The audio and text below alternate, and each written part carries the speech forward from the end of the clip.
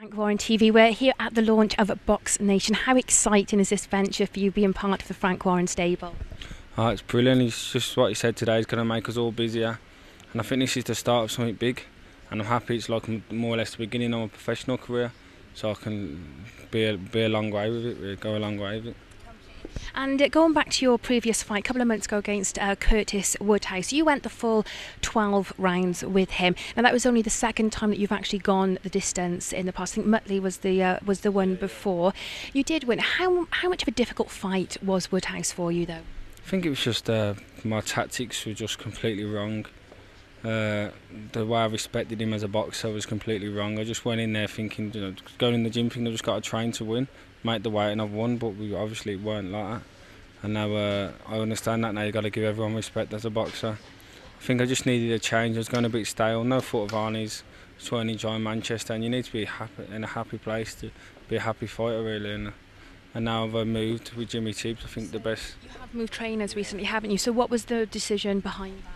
Just I needed a change, really. I weren't happy in Manchester, and I think Mark and Jimmy got the best gym in Britain now, and I'm happy to be a part of that.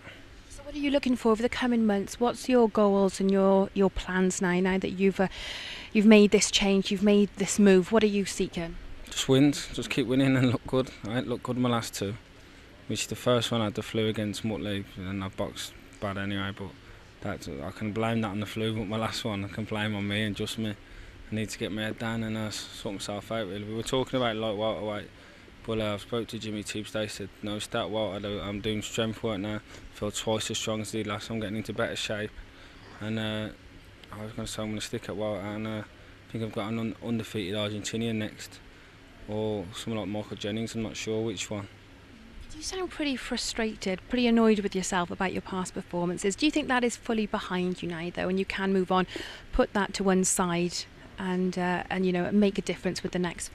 Most definitely. I've been in the gym 3 weeks. This new gym, I feel like a different fighter. It's not. I think my head's back to what it used to be like. I was boxing well, and then I think I had 9-1-9, stopped 8, and then my last 2 went the distance. So there was nothing wrong with the fights before. Everyone was praised me. Just my last 2, I've been poor, really.